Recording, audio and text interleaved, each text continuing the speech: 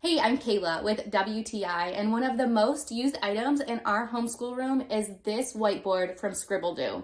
I really love this whiteboard because it is sturdy and it erases so nicely. This whiteboard is 9 by 12, so it's a really nice, convenient size, just a little bit larger than a sheet of paper, but it's perfect for my 6-year-old son to be able to handle right by himself. I love this because it is small enough to store away nicely or to be carried around, but it's also big enough for him to be able to write a word or any math problems that he needs to with enough space. As a 6-year-old, his handwriting is not typically very small, so this gives him plenty of room to practice his writing and his numbers.